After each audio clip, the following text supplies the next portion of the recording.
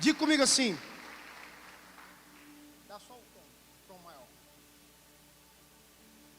Deus está aqui, tão certo como o ar, respiro, tão certo como a manhã que se levanta, tão certo como eu. Essa é bem antiga, né? Vamos lá de novo. Deus está aqui. Deus está aqui, aleluia, tão certo como o ar que eu respiro, tão certo como a manhã que se levanta, tão certo como eu. Espírito de Deus, nós cremos nisso, Pai, que o Senhor está neste lugar. Fala conosco, Pai. Usa a minha vida como instrumento nas Tuas mãos, Pai. Importa que o Senhor cresça, que eu diminua, Pai. Me esconda atrás da Tua cruz, Pai. E que a Tua palavra seja ministrada nessa noite. Que possamos sair daqui, Pai, melhores do que entramos, Pai. Como temos ouvido, que nós possamos, Pai, não nos recuperar dessa noite, Pai, daquilo que o Senhor irá fazer, daquilo que o Senhor já está fazendo neste lugar. Ministra os nossos corações, Pai. Nós oramos assim em nome de Jesus. Amém! Amém! Pode se assentar, por favor. Valeu, galera. Vocês estão animados, gente? Estou vendo a carinha de alguns homens aí que tá sem namorada, tá meio triste e tal. Fica tranquilo, gente. Amanhã já as mulheres já vão voltar mais empoderadas ainda e vivendo coisas lindas. Amém? Você está orando por elas lá, para que Deus possa fazer coisas tremendas lá. Para quem não sabe, nós estamos tendo um encontro de mulheres nesse final de semana, tá? E não há nada mais propício para a gente falar que alguma coisa sobre isso. Vamos ler um texto aqui. Atos, capítulo 9, a partir do verso número 1, diz assim: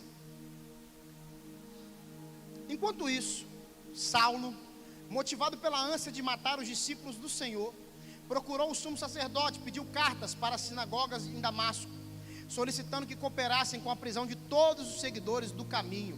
Para quem não sabe, do caminho é os seguidores de Jesus, homens e mulheres que ali encontrasse, para levá-los como prisioneiros a Jerusalém. Quando se aproximava de Damasco, de repente uma luz do céu brilhou ao seu redor. Ele caiu no chão e ouviu uma voz lhe dizer: Saulo, Saulo, por que você me persegue? Quem és tu, Senhor? Perguntou Saulo.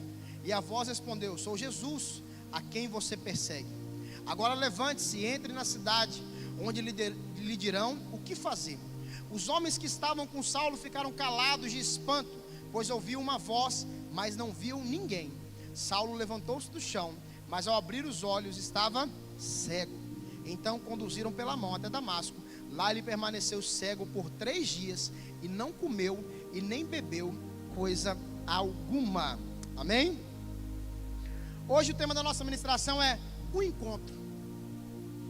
Para ficar bem no clima do final de semana, nós vamos falar sobre o encontro. E esse encontro, cara, ele é tão extraordinário, que ele não só impactou o mundo naquela época, como nos impacta hoje ainda, e ainda vai nos impactar muito ainda, tanto que nós estamos falando sobre ele. É um encontro que Paulo teve com Jesus. E eu quero deixar 2 curiosidades para vocês aqui. Não tem muito a ver com a mensagem, mas é 2 curiosidades. A primeira coisa: Paulo não caiu do cavalo, tá? Porque de repente você ouviu a vida toda que Paulo caiu do cavalo, tal. Paulo não caiu do cavalo. A Bíblia nunca falou isso. A Bíblia fala que ele estava indo, veio uma luz e ele se prostrou ao chão por causa da força da luz. Tá bom? Ok? Para essa curiosidade. Quem aqui achava que ele caiu do cavalo? Levanta a mão. Isso, então ele não caiu do cavalo, tá? Você não vai encontrar. Uma outra curiosidade, essa daí é bem interessante. Saulo e Paulo são a mesma pessoa, ok? Mas a curiosidade é o quê? O nome dele não trocou. Ah, pastor, mas ele não era Saulo e virou Paulo porque se converteu? Pelo contrário. Na verdade, o nome Saulo vem de Saul. Saul. Paulo, para quem não sabe, ele era judeu. Nasceu lá em Tarso. Ele era judeu. E aí, ele era da tribo de Benjamim. E ele recebeu o nome de Saul. Saul também, o rei de Israel lá atrás, ele também era da tribo de Benjamim. E aí, na tradução do nome do hebraico para o grego, aí em vez de ser Saul, se tornou Saulo. Tá, pastor, mas e o Paulo, onde que entra? Paulo, Saulo, também era cidadão romano. Na época, o cidadão romano poderia ter 2 ou 3 nomes. Então, Paulo, que vem de Paulus, que significa pequeno, era um conome de Saulo. Então, simplesmente ele só passou a ser chamado de Paulo porque era o nome dele também. É como você conhece alguém que você chama de Júnior, né, Júnior? Durante muito tempo as pessoas me chamaram de Júnior, porque meu nome é Marco Aurélio de Oliveira Júnior, e o nome do meu pai é Marco Aurélio de Oliveira. Mas como meu pai é pastor, eu também sou agora, né? Mas como meu pai sempre foi pastor, as pessoas chamavam ele de pastor e me chamavam de Marco Aurélio. Entendeu? Mas você não conhece alguém que é chamado de Júnior? Mas que o nome dele não é Júnior? Mas tem Júnior no nome. Eu conheço gente que chama, tipo, tem um apelido nada a ver com o nome. Já conhece alguém assim? Você tem uma ideia? Quer ver? O nome da minha avó, vai brincar um pouquinho, é Cleusa. A vovó Cleusa. Meu avô chama ela de TT. Por quê? Nem ele sabe. Também já está velhinho, tadinho. Ele não lembra. Entendeu? Então tem umas coisas assim, tipo assim, qual é o seu nome? Eduardo. Como é que te chama? Bill. Sei lá. Alguma coisa assim. Você deve conhecer. Mas então, fica essas duas curiosidades aí. Pastor, onde você viu isso? A gente estuda, tá, também. A gente não passa o dia todo vendo Netflix e tal. Entendeu? Mas, essas duas curiosidades. Primeiro, ele não caiu do cavalo. E segundo, porque isso ficou enfático para a pessoa dizer que mudou, né? Tipo, não, Saulo caiu e se levantou Paulo. Não, Saulo caiu que era Paulo também, e levantou Saulo que era Paulo também. Tanto que depois que ele se levanta, depois que ele vai lá, passa 3 dias em Damasco, a Bíblia continua tratando ele de Saulo durante um tempo ainda. Depois que ela trata de Paulo. Amém? Gostaram dessas curiosidades? Então tá bom, pode levantar que nós vamos acabar, brincadeira. Porque às vezes a curiosidade é mais legal que Mas de repente você pensa assim, voltando para o encontro. Pastor Paulo era um perseguidor de cristãos, certo? E do nada, ele virou um dos maiores apóstolos. Diga assim, nada é do nada. Tudo tem um caminho, tudo tem um processo, tudo tem uma dificuldade, tudo tem processos árduos para você poder chegar. Eu não estou aqui em cima hoje ministrando para vocês, porque ontem eu comecei a caminhar a minha vida cristã. Pelo contrário, que eu tive um encontro verdadeiro com Jesus mesmo, um encontro verdadeiro, foi aos meus 8 anos, que eu me lembro. Que foi quando eu me batizei. E depois, várias vezes, isso foi reafirmando. Mas desde os 8 anos que eu nunca mais desviei, nunca mais saí fora. Ah, pastor, mas você não passou tempo de fraqueza, tempo de querer ficar mais distante? Sim, todo mundo passa por isso. Mas a gente continua vencendo, para que a gente possa alcançar aquilo que Deus tem para nós. Amém? Então entenda uma coisa muito importante: nada é do nada. Nosso pastor sênior diz assim: só quem nasce grande é monstro. Ou seja, se você vai se tornar alguma coisa, ou está se tornando alguma coisa, tem um processo, tem um caminho, tem coisas que vão acontecendo. E para você entender, Paulo não era um cara que desconhecia a lei, que desconhecia Deus. Pelo contrário, na cabeça de Paulo, ele era um dos caras mais crentes que tinha na época. Ele era conhecedor da lei. Mas por que ele perseguia os cristãos? Porque as pessoas diziam que Cristo era um falso mestre, que ele veio para acabar com a lei. Então, de tanto conhecer a lei, de ser educado na lei, como eu falei que você, Paulo, era judeu, ele passou a se tornar um perseguidor de cristãos. E começou, o texto fala, que Paulo tinha ânsia em perseguir e matar os cristãos, em perturbar a vida dos outros. E aí um texto da Bíblia, lá em Atos também, capítulo 7, diz assim, a partir do verso número 55. Mas Estevão, cheio do Espírito Santo, olhou firmemente para o céu e viu a glória de Deus. E viu Jesus em pé no lugar de honra, à direita de Deus. Olhem, disse ele, vejo os céus abertos e o Filho do Homem em pé, num lugar de honra, à direita de Deus. Eles taparam os ouvidos, e aos gritos lançaram-se contra ele. Arrastaram-no para fora da cidade e começaram a apedrejá-lo. Seus acusadores tiraram os mantos e os deixaram aos pés de um jovem chamado. Deixaram aos pés do jovem chamado. Enquanto atiravam as pedras, Estevão orou: Senhor Jesus, recebe o meu espírito. Já ouviu isso em algum lugar? Já ouviu isso em algum lugar? Já? Recebe o meu espírito? Alguém importante falou isso antes. Então caiu de joelhos e gritou: Senhor, não os culpes por este pecado. Já ouviu alguém falando algo parecido? Um pouco antes. E com isso adormeceu. O que isso tem a ver, pastor? Diga assim: nada que está escrito na Bíblia é por acaso. Não foi por acaso que a Bíblia colocou lá que um jovem chamado Saulo recebeu as roupas de Estevão. A Bíblia não fala que Saulo atirou as pedras, mas a Bíblia deixa muito claro que Saulo estava ali a todo momento acompanhando. Em Atos capítulo 8, no capítulo seguinte, ela diz que Saulo concordou em tudo com a morte de Estevão. Mas aí na minha cabeça louca, aí naquilo que Jesus trouxe para mim, e na interpretação desse texto, Estevão, quando morre, ele é simplesmente uma das maiores representações de Jesus na terra. Ele não quis imitar Jesus, mas ele estava vivendo próximo daquilo que Jesus sofreu. Ele estava pregando algo que era verdade. Se você ler o capítulo 7 todo, você vê Estevão pregando descomunalmente, de uma forma incrível. Uma das pregações mais lindas que eu já vi na palavra.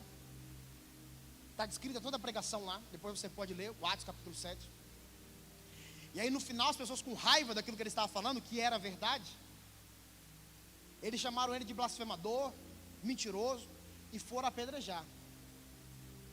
E quando ele estava para ser apedrejado, ele teve uma das experiências mais fantásticas que você pode ler na Bíblia. O céu se abriu para ele, e ele conseguiu contemplar Jesus sentado à direita do Pai. E ele conseguiu falar exatamente o que Jesus falou. Lembra que Jesus na cruz fala bem assim: Senhor, a ti eu entrego o meu espírito. E ele vira para o povo que está ali debaixo ali e fala bem assim: Senhor, perdoa eles não sabem o que eles estão fazendo. Estevão disse a mesma coisa. Saulo, um jovem assim como eu e você, estava ali acompanhando uma das maiores representações de Jesus. E eu imagino que a Bíblia fez questão de colocar isso, porque logo depois Paulo já tem um encontro com Jesus. E você imagina como que ele ficou mexido naquela hora. Se você olha alguém sofrendo muito por causa de alguma coisa, você começa a acreditar naquilo que ela está falando, porque ela está sofrendo tanto, ela está falando que é tanta verdade, que parece que é verdade mesmo. Você está me entendendo? Esses dias eu ouvi algo que me machucou muito, como cristão. Os budistas, eles oram 10 vezes por dia para um Deus que está morto. Os muçulmanos oram 5 vezes ao dia para um Deus que está morto. Os judeus creem num Deus que está vivo, o mesmo Deus que nós cremos. Eles oram 3 vezes ao dia. E os cristãos,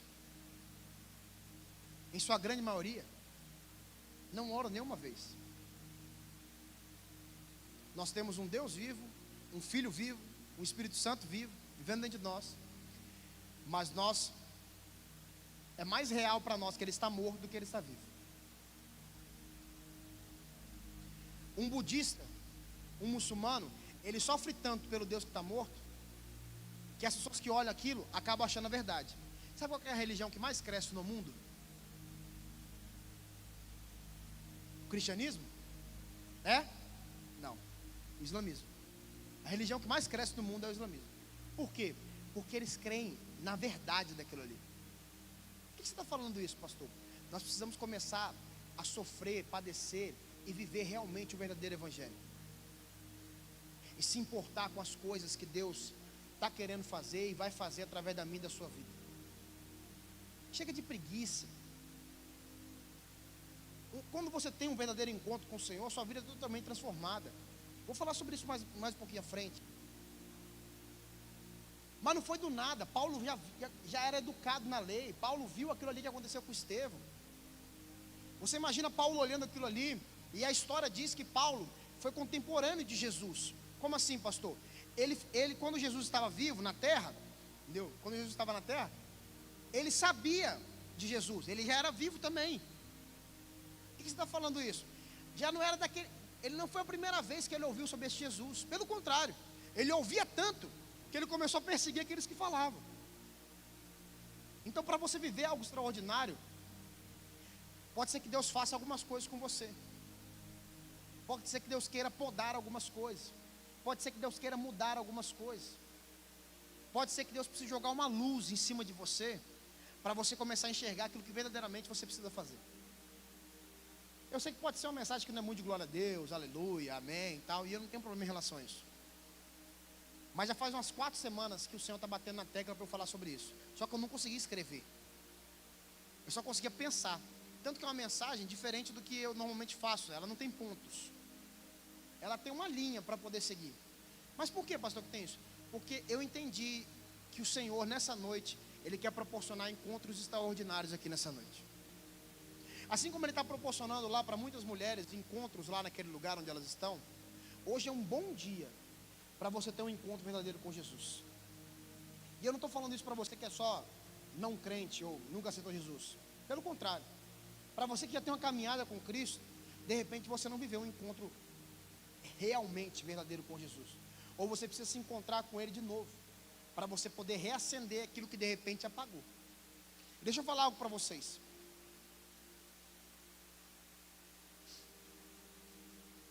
O texto diz assim: de repente uma luz do céu brilhou ao seu redor. Entenda uma coisa muito importante: as trevas, elas nunca conseguirão ganhar da luz. Amém? Igual num filme, que normalmente o mal, o bem, sempre vence o mal. A não ser nesses últimos filmes aí que tem umas coisas acontecendo. Mas quando você assistiu o Vingadores 4 lá, que eu não sei qual é o Ultimato, né? O último, né? É o Ultimato? É. Quando o Homem de Ferro lá bota. Vou contar o final, porque é muito antigo esse filme. Se você não assistiu, para você. Aí ele bota lá a mão lá, pega a joia do infinito. E o cara fala: eu sou o Thanos. Aí ele vira: eu sou o Homem de Ferro. E morre, mas quem vence ali é o quê? É o bem que vence. E o Homem de Ferro só morre porque o contrato dele acabou. Ele estava cobrando muito caro, então tinha que matar ele, porque senão ele... Mas aí ele morre, você chora. Quem chorou com o Homem de Ferro morrendo? Pode levantar a mão. Pastor, que pecado. Eu não chorei quando o Homem de Ferro morreu. Comecei a suar pelos olhos, mas não foi um choro assim, entendeu? Meu olho começou a suar muito por causa do ar-condicionado, entendeu? Pastor, que besteira, eu sou meio emocional, porque eles botam as músicas ainda por trás, né? Entendeu? Porque se fosse sem música, você nem chora. Por isso que quando a gente bota um pad aqui, quando a gente vai orar, porque se você não chorar pela oração, você chora pelo pad. Entendeu? Mas a luz, ela sempre vai ganhar. Você quer ver? O pessoal da filmagem vai ficar doido. Dá um blackout aí. Tá no escuro, não tá? Ó, acende a luz aí, pode acender aí atrás. Tá claro? Eu só cliquei aqui. Pastor, as trevas tentaram lutar para ficar escuro, mas elas não conseguem ganhar. Aonde tem luz, sempre as trevas vão ter que sair. Você está me entendendo? Aonde tem um farol, sempre vai ficar claro. E o Senhor está te chamando para ser um farol nessa noite. Tem uma música muito antiga, entendeu? O pessoal do louvor já fica assim pesquisando, né? Para ver qual deixa que eu vou dar, né? Entendeu? Que diz: como um farol que brilha à noite, como um ponte sobre as águas, como abrigo no deserto, como flecha. Pega essa música para você tem que ser um farol, um abrigo, uma ponte, tudo isso. E quando a luz veio, as trevas que Paulo vivia, elas não conseguiram ficar nele, porque a luz venceu as trevas. E olha que interessante sobre essa experiência. Além de ganhar das trevas, a luz teve uma função muito interessante. Ela iluminou tanto a vida de Paulo, que ela mostrou a Paulo o quanto que ele era cego. Que doideira, né? A luz trouxe cegueira. Não tem quando está tudo escuro e acende a luz, igual você fez aí agora? Fez assim. Eu estava com meu filho agora de tarde, eu estou com saudade dele. Fui lá para a vovó dele. Estava dormindo. E aí de tarde ele ama dormir. Quem gosta de dormir de tarde, né? Todo mundo aqui é cristão. Cristão gosta de dormir de tarde, entendeu? Se você não gosta de dormir de tarde, você tem que se converter, tem que ter um encontro verdadeiro com Jesus. Porque dormir depois do almoço é melhor que dormir à noite, parece, às vezes. Entendeu? Né? É verdade, isso é profético, tá? Isso vem do céu para você. Mas ele estava dormindo, deu umas 5h40. E eu falei, bem, esse menino precisa acordar, né? O que eu fiz? Peguei a lanterna e liguei a lanterna, não na cara dele, claro, para dar uma iluminada no quarto. Aí quando deu iluminado no quarto, ele já ia baixar um pouco o ruído, ele pegou, levantou, acordei. Aí ele acordou e olhou para mim assim, ó. Ei. Aí eu falei, ei, filho. Ele, bom dia. Eu falei bem assim, já está de noite já. Ele, de noite eu tenho que ir para a vovó. Ele ficou em desespero. Eu falei, calma, calma. Ele, vovó, tá claro já, papai. E ele acorda. Eu imagino Paulo do mesmo jeito. Quando a luz veio e bateu, ele... Porque a luz mostrou a cegueira de Paulo. Eu quero deixar uma pergunta para você refletir nessa noite. Em quantas áreas da sua vida você continua cego ainda? Será que existe alguma área na sua vida que é muito escura? De repente você está aqui hoje, está feliz, está de boa, orando, pá, cantando, seu nome só como fogo, Paraná, chapando, rindo. Mas você acabou de lembrar, pastor, tem uma área da minha vida que é meio escura. A pornografia, a masturbação, a mentira, o vício.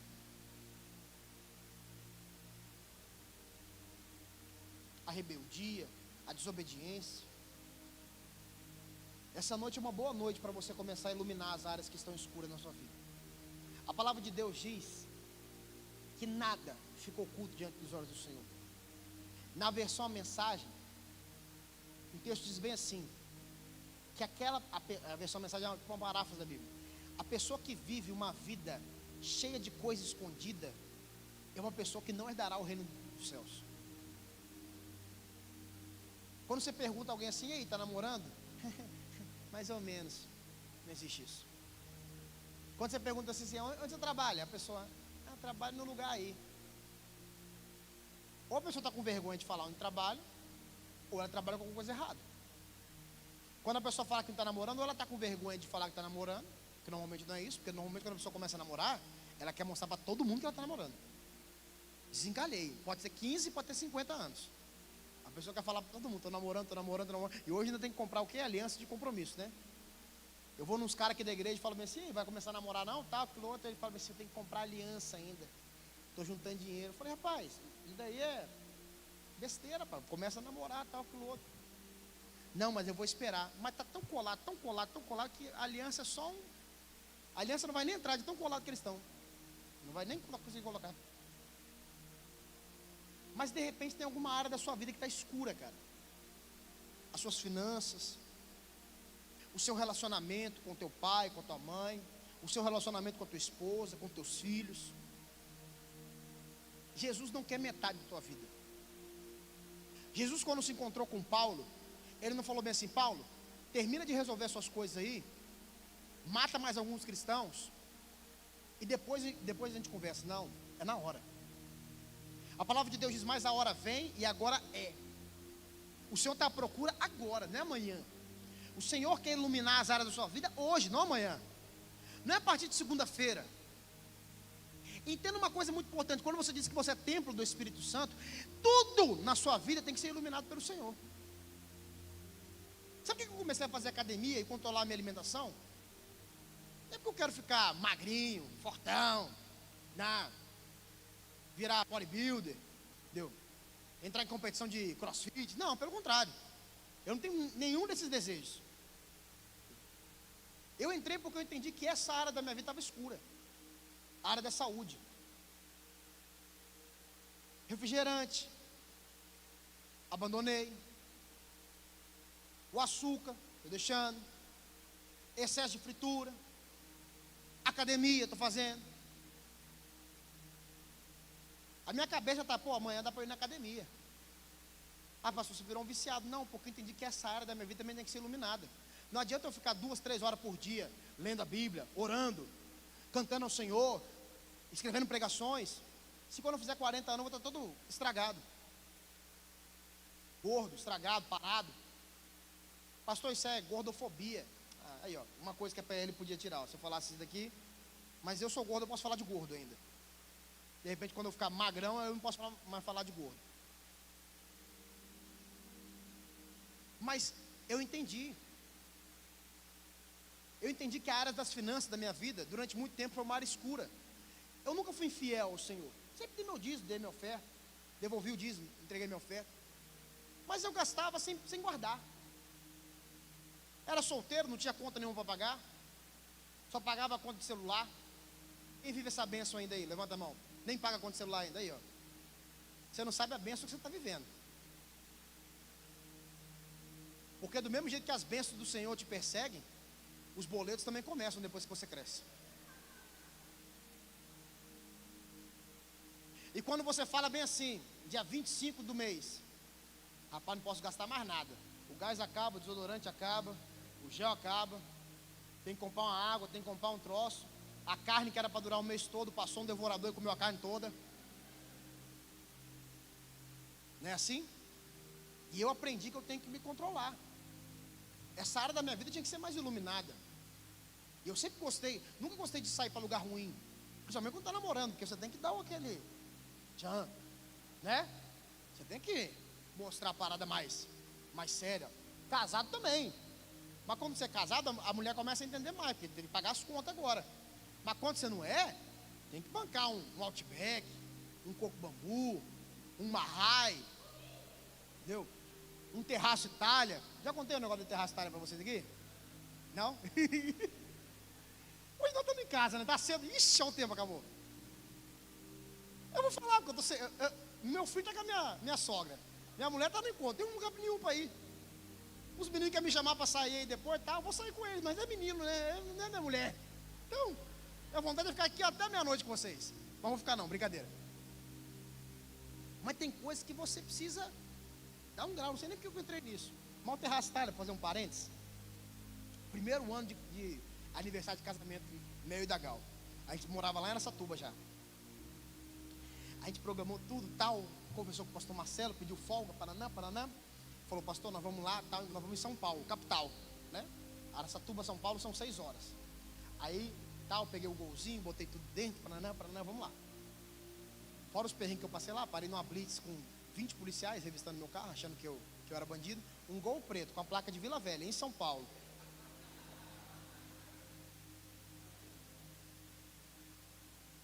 Parou e revistar. Achou que eu era drogado mesmo. Fiz bafome 3 vezes nesse dia. Mas aí não era isso, não. Foi quando eu saí do lugar. Aí a Gal pegou, ligou para um lugar, tal do Terraço Itália.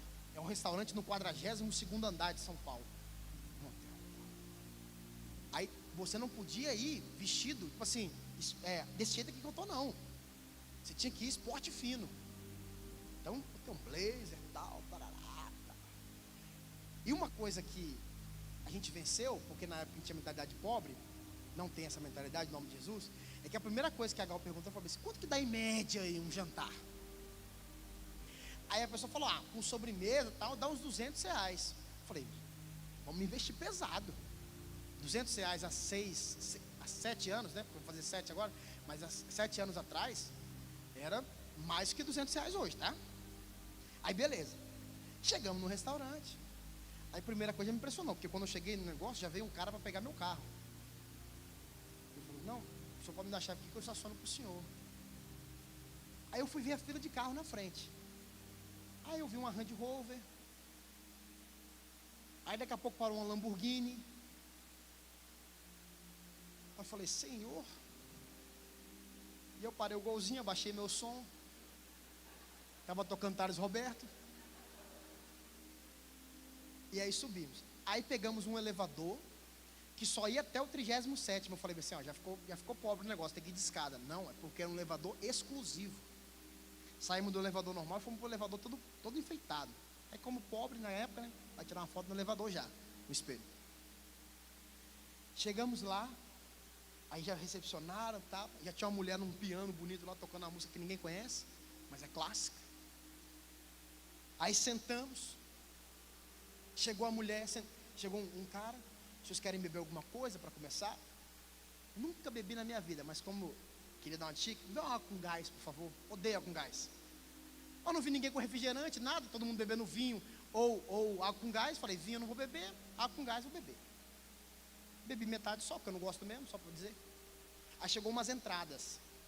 Um patê de atum, não gosto de atum. Um patê de bacalhau, não gosto de bacalhau. Chegou um monte de troço, falei assim, já não vou comer nada, né? E o lugar tão chique, que no cardápio não tem o preço das coisas. Olha o inimigo aí. Não é stand-up não, gente. Stand-up foi semana passada, tá? Só estou contando para você poder. Aí minha mulher pediu um prato lá, um risoto de, sei lá das contas, com negócio. E eu não sou muito chique, eu pedi carne com purê de batata. Que o nome lá era... Aí o cara, vocês querem pedir alguma entrada? Aí começou a vergonha já. Eu falei bem assim, tal, vi um monte de torre. Eu falei bem assim, esse negócio de filé mignon aqui deve ser bom. Só que era carpaccio de filé mignon. Eu não sabia o que era. Pedi. Aí veio o cara, entregou o carpaccio de filé mignon. Quem sabe o que é carpaccio de filé mignon? Essa lasca do filé mignon assim, crua. Crua. Não passou na chapa, na frigideira, nada. Para a vergonha aumentar, quando chegou, eu chamei o cara de novo. Falei, acho que era presunto, aqueles presunto parma. Falei, moço, a gente pediu carpaccio de filé mignon. Aí ele falou bem assim, é isso aí, moço. É isso aí, senhor. Aí para piorar eu perguntei, mas cadê o filé mignon? É esse carpaccio. Aí eu fui no Google, carpaccio eu vi. Você comeu o carpaccio? Nem eu. Cru. Quase que eu pedi para voltar, falei, tem como dar uma fritadinha, nada, um óleo. Aí pedimos pratos. Pedimos pratos, comemos. Aí chegou o prato dela, um prato grande, com um monte de coisa de comida. Eu falei assim, opa, já melhorou, né? Aí chegou o meu, 3 quibes, pequenininho, que era o filé mignon deles lá, e um pouquinho de purê. Eu falei, Senhor, que provação, hein? E do nada eu comecei a ouvir. Eu falei, ixi, ó a polícia chegando. Não, tinha gente chegando de helicóptero. Eu falei, meu Deus do céu. Aí eu comecei a pegar a carteira para ver o cartão e tal. Eu falei, Jesus, deu o limite do cartão aí. Aí ela viu o limite e falou, não. Aí vocês querem alguma sobremesa? Eu falei bem assim, não, tô cheio. E eu já tinha combinado com ela para ir no McDonald's depois, porque eu estava com fome. Eu falei, não, tô cheio, vamos tirar umas fotos lá fora, tal, aquilo outro. Aí eu falei, pode trazer a conta, por favor. Aí o cara trouxe a conta. Eu fiz desse jeito aqui, ó.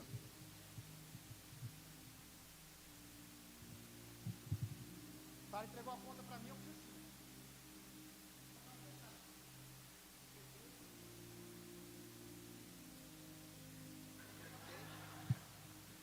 Aí, a Gal, que foi, amor? Eu falei, não, tá. Aí eu falei, tem... Aí o que foi? Eu falei bem assim, alguma coisa errada aí. Aí ela falou, por quê? Eu falei, primeiro que eu não gostei dessa mulher tocando piano. E estão cobrando aqui R$50 por pessoa para ela ter tocado. Eu falei bem assim, nem deu uma oportunidade para eu tocar. Vou lá tocar e ganho R$50 eu. Aí ela falou, tá, mas quanto que deu a conta? Eu falei, deixa eu abrir de novo para ver se é verdade. Aí abri de novo. Aí eu falei, R$555. Aí ela riu assim. Aí eu falei, é verdade. Aí ela falou, e agora? Eu falei, bem assim, agora que nós vamos curtir o nosso casamento aqui, porque tinha mais 2 dias de viagem. O que a gente fez nos 2 dias de viagem? Compramos esfirra no Habib's lá que tem e andamos no Parque Ibirapuera. Ficamos rodando lá, de bicicleta, que era barato. E aí, R$550. Eu falei, será que parcela? Não parcela, né? Aí veio o cara. paguei. Só que meu cartão, na época, como eu tinha acabado de chegar nessa tuba, era conectado na conta do meu pai. Era meu, estava no meu nome, mas era tudo na mesma conta. Porque eu tinha acabado de casar, não tinha feito um cartão para mim ainda. Eu tinha um outro cartão, mas o limite era baixo. Entendeu? E naquele momento eu precisei de limite, R$ 550. Deu 10 minutos, meu pai me ligou: meu filho, e apareceu lá Terraço Itália. Você comprou algum móvel? Alguma coisa?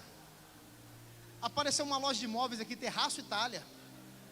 Eu falei: não, pai, depois eu te conto. Aí ele fez cagada, né? Eu falei: não, tá ótimo.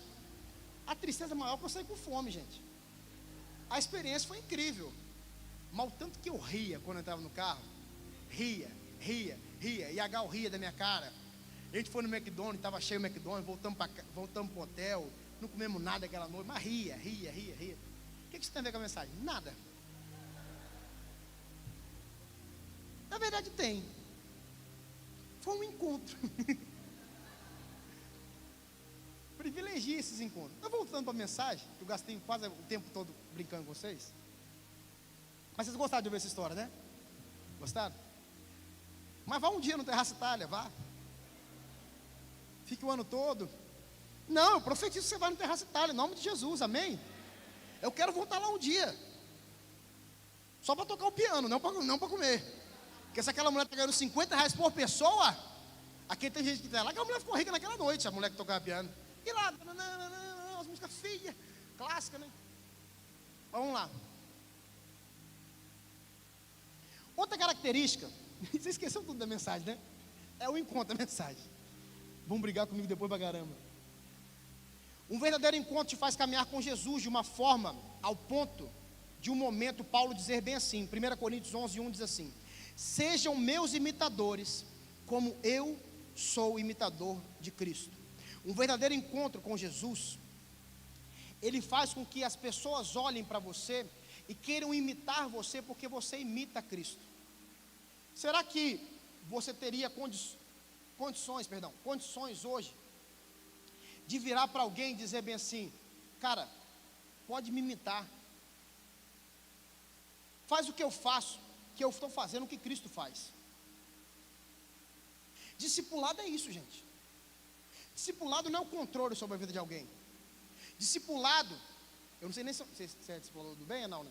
Mas vamos fingir. O Elias lá discipula o bem. Quê? Você que discipula eles? Não. O Elias lá discipula o bem. Não é o Elias controlar o bem, falar: você vai fazer isso, vai fazer aquilo. Não. É vida na vida. É o Elias mostrar com as atitudes dele: cara, Benha, pode me copiar, velho, porque eu estou fazendo o que Cristo faria. Eu estou fazendo o que Cristo faria no meu relacionamento, estou fazendo o que Cristo faria na minha escola, na minha faculdade, no meu trabalho, na rua, na minha casa. Pastor, mas é a perfeição isso? Não, pelo contrário. Paulo fala também: vamos caminhando, prosseguindo para o alvo do prêmio da soberana vocação. Ou seja, ele também estava caminhando. Tanto que no final da vida ele fala: combati o bom combate, acabei a carreira, mas guardei a fé. Teve uma hora que ele parou, mas ele guardou a fé, ele prosseguiu. Ele foi melhorando, se santificando.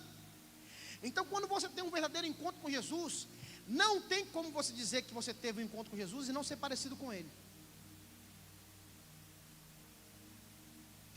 E o que Jesus era, pastor? Jesus era amoroso, Jesus era confrontador, Jesus era obediente, Jesus era carinhoso, Jesus era bíblico, Jesus era misericordioso, Jesus tinha compaixão, Jesus gostava de caminhar com as pessoas, Jesus era sábio, Jesus edificava a vida dos demais, Jesus discipulava. Então você quer imitar a Jesus? Tenha um encontro verdadeiro com Ele. E faça com que as pessoas que caminham ao seu lado olhem para você e falem assim: cara, pode seguir aquele cara lá, porque ele se parece com Jesus. É muito lindo quando você chega num lugar e depois de um tempo que você está lá, alguém chega e pergunta para você bem assim: você é cristão, né? Aí você fala: sim. É porque você se parece com. A palavra cristãos, ela vem de pequenos cristos. É como se você se denomina cristão, quer dizer que você é um pequeno Jesus. Você caminha igual Jesus caminhava. Você está me entendendo? Então, se você teve esse encontro verdadeiro e você caminha com Jesus, como Jesus, perdão, imitando a Ele, muitas coisas você pode mudar na tua vida. Você quer ver? Você pode começar a viver mais no sobrenatural. Você pode começar a ter mais palavras proféticas, palavras de conhecimento.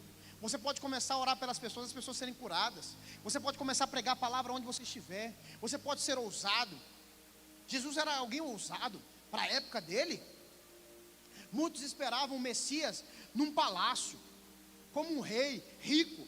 E Jesus nasceu numa manjedoura, num estábulo, num lugar de animais, onde os animais ficavam.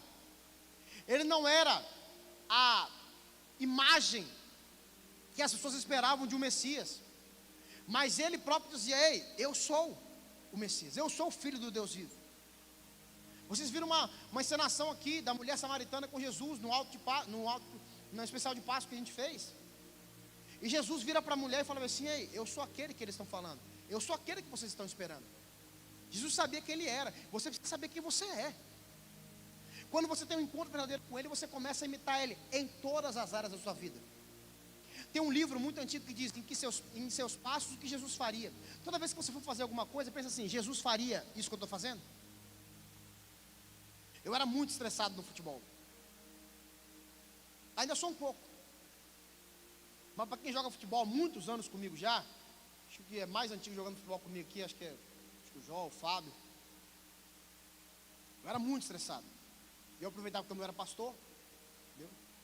Nunca briguei de soco com ninguém, claro, mas já fiquei muito estressado. E Jesus começou a falar comigo: você precisa deixar eu entrar nessa área da sua vida também. Pastor, mas o menino é muito ruim, pastor, jogando bola. Aí você tem que virar para você também é ruim às vezes. Pastor, mas é o JV, pastor, entendeu? Tem como? Brincadeira. Sim. Existem momentos de alegria no futebol. Tem que transformar aquilo num lazer. Eu estou falando de uma coisa chula, mas é uma coisa que Deus me tratou. De repente você acha alguma coisa que, na sua vida chula, mas que Deus quer te tratar. De repente você passa mais de 5 horas do seu dia na rede social. Eu espero que o seu celular tenha aquele negócio, aquele resumo do dia. Tem quando você entra no ajuste lá do celular, pelo menos o meu tem, e ele te mostra quanto tempo você passou em cada aplicativo. Aí ele te mostra lá 3 horas no Instagram. Isso tem que doer no teu coração. Por quê, pastor? Porque são 3 horas que você teoricamente desperdiçou.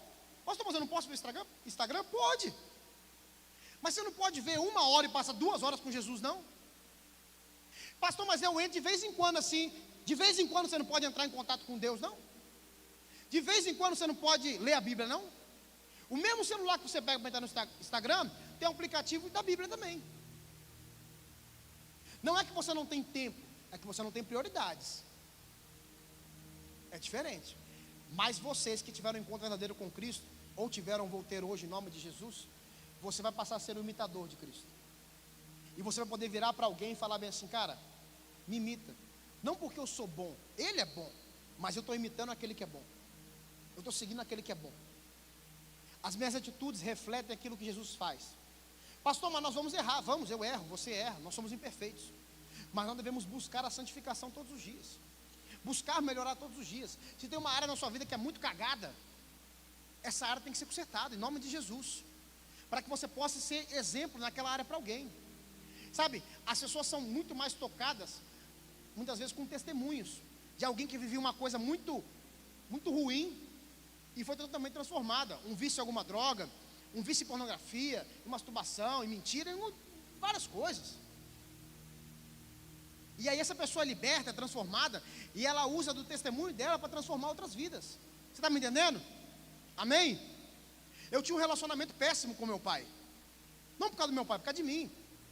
Hoje eu uso o meu relacionamento com meu pai para poder aconselhar as pessoas a terem um relacionamento bom com os pais dela na terra.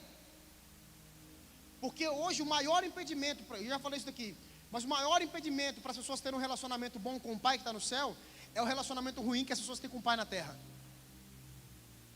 Como você comprovou isso? Com os milhares de aconselhamentos que a gente já fez, e com a quantidade de livros que a gente já leu. Sobre paternidade, sobre identidade, tudo esbarra nisso daí. Como que é teu relacionamento de obediência, de honra? Pastor, você não sabe quem é meu pai. Eu não estou perguntando se seu pai é bom, se seu pai é ruim. A palavra de Deus diz: honra teu pai e tua mãe. Ela não coloca uma observação depois: se ele for mal, não honra; se ele for péssimo, não honra. Você só não vai contra Deus. Mas teve uma vez um adolescente chegou para mim, 16 anos, falou bem assim: pastor, meu pai me proibiu de ir na igreja, o que eu faço? Eu vou escondido dele? Eu falei o que para ele? Eu falei bem assim: não, você vai ter que ficar em casa, vai ter que orar para o seu pai mudar. Pastor, mas ele está indo contra a palavra de Deus. Você deve honrar o teu pai. Como assim, pastor? A palavra de Deus fala o quê? Honra o teu pai. Tem um relacionamento. Quem está falando isso, pastor? Eu não sei porque eu estou falando isso de novo, mas eu acho que alguém precisa ouvir isso aqui hoje à noite. Hoje o meu pai, depois da minha esposa, do meu filho, é meu melhor amigo, cara. E só quando eu consegui reatar o relacionamento com meu pai, foi quando eu consegui ter um relacionamento íntimo, real, profundo, pessoal com Jesus, com o meu pai do céu. Hoje eu não preciso ficar marcando, ficar lembrando: há 2 anos atrás eu vivi tantas coisas especiais. Hoje, quando eu estava vindo para cá, fui deixar meu filho na minha sogra, vindo no carro, coloquei uma música e comecei a chorar. Pastor, o senhor é muito crente assim? Não, eu quero ficar próximo dele, eu quero ter um relacionamento de amigo com ele. Ontem, quando eu estava indo para o shopping com meu filho, e aí foi passando as músicas lá no Spotify, aí entrou a música: eu vaguei mundo afora. E meu filho ouviu essa música semana passada, ele começou a cantar: mas não encontrei. Aí começou aquela parte: não me abandonou. Aí ele começou: todas as vezes que eu caí. Aí ele atrás no carro começou a falar: aleluia, aleluia, aleluia. E o Senhor encheu o carro. Mas o seu filho tem 2 anos, mas ele tem uma conexão muito maior com Deus do que eu. Muito maior, nem se compara. Por quê? Porque ele é puro, ele é inocente. E eu comecei a chorar dentro do carro de novo. E ele falou: papai, você está chorando? Que ele ouviu, eu falei assim: tô, meu filho. Você está triste? Eu falei: não, filho, é Jesus. Ele: Jesus, é aleluia. Aí ele brinca, né? Ele não fala: eita, manamás. E ele fica: manamás. Você ri, é engraçado, mas esse tipo de relacionamento você precisa ter com Jesus. É o relacionamento que eu tenho com meu filho, é o relacionamento que o Jó está ali com o Benjamin abraçado. Você precisa ter esse relacionamento com Deus também, para você ter um encontro verdadeiro com Ele, para você poder imitar Ele. Você precisa estar próximo dele. Você não pode sentir Ele de vez em quando. Você tem que estar mexendo no Instagram e começar a sentir Ele. Você tem que estar indo para o trabalho e começar a sentir Ele. Você tem que estar aqui: pastor, a pregação foi péssima hoje, não gostei. Não interessa se foi péssima, foi boa, tal. Você tem que continuar sentindo Ele. Porque também o culto não é para você, o culto é para Ele. Está me entendendo? Fica de pé, parece que está acabando, por favor. Falei que ia acabar meia-noite, mas vou ter pena de vocês.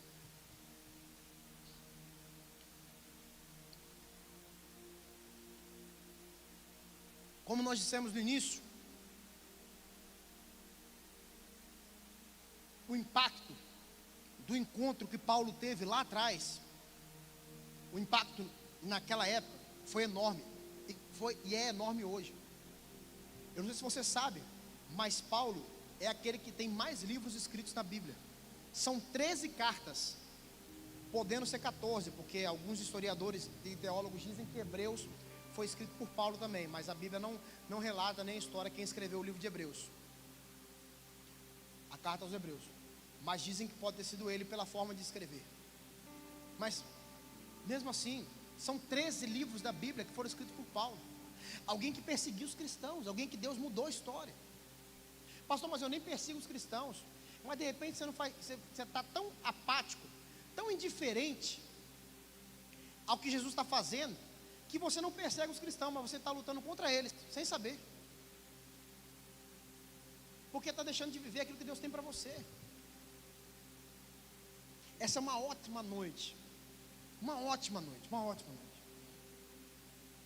Para você ter um encontro verdadeiro com Jesus. E eu repito o que eu falei. Essa não é uma pregação para não crentes só. Essa é uma palavra para mim e para você. Quando eu escrevi essa palavra, quando o Senhor ia me dando, eu chorava também. Eu conversava com Ele, falava: Senhor, eu preciso desse encontro verdadeiro. Eu preciso ser transformado de uma tal forma, de tão impacto. A transformação de Paulo foi tão impactante, que ele tinha acabado de ter um encontro com Jesus, e ele já fez um jejum de 3 dias. A palavra diz que ele não comeu, nem bebeu nada durante 3 dias.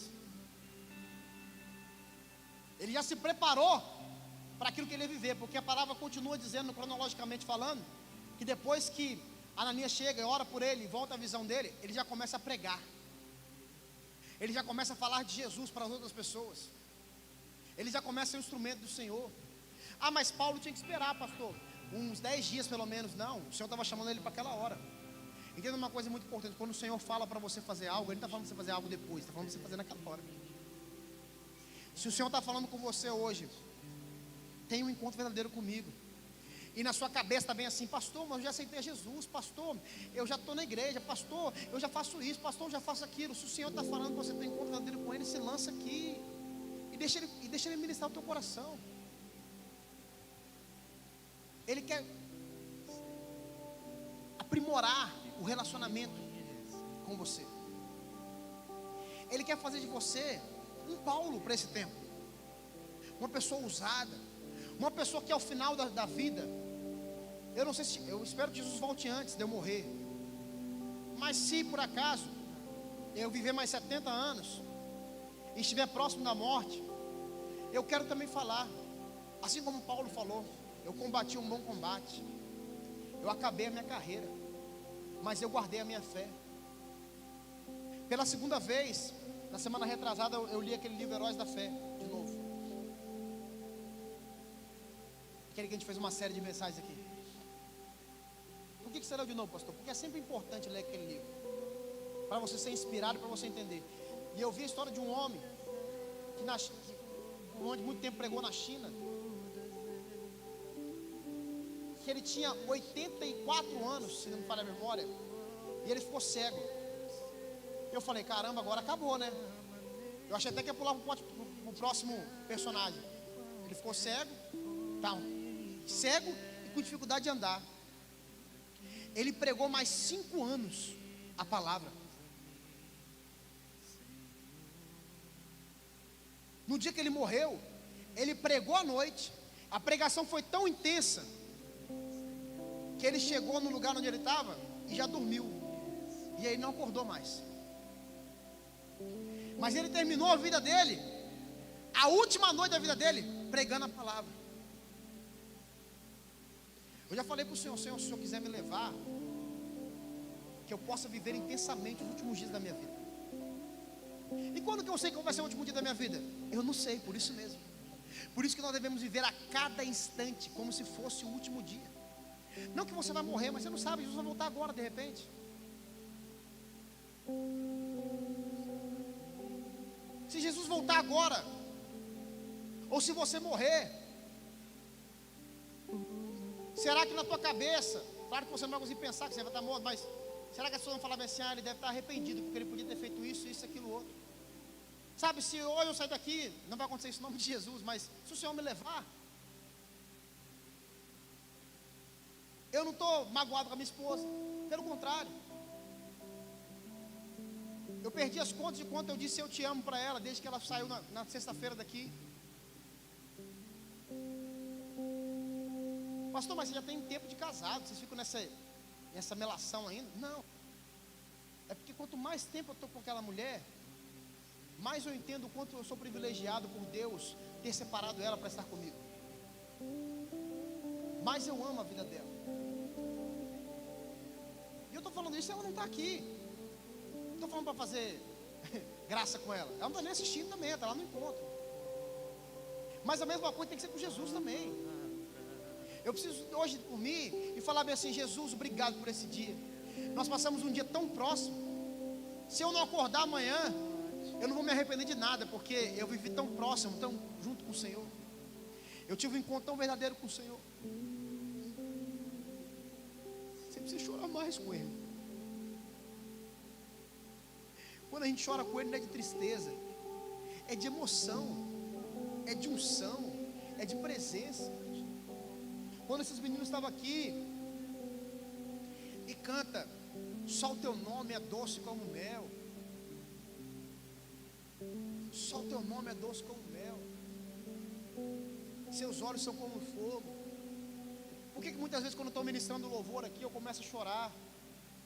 Ou quando eu estou aqui embaixo eu começo a chorar? Ou começo a me derramar?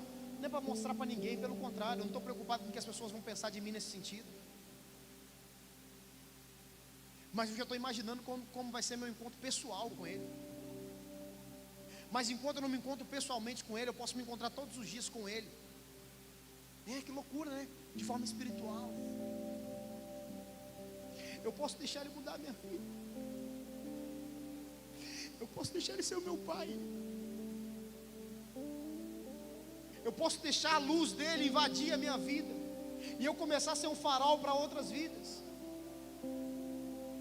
Eu posso dizer para Ele, fazer uma oração, como eles vão cantar, acho que daqui a pouco, pelo que eu estou ouvindo a melodia. Sonda-me, Senhor, e me conhece. Quebranta o meu coração. Transforma-me conforme a Tua palavra. E enche-me, até que em mim se... Olha só que profundo isso. Até que em mim se ache só a Ti. Olha. As pessoas vão olhar para você, não vão conseguir ver você, vão conseguir só ver Jesus na tua vida.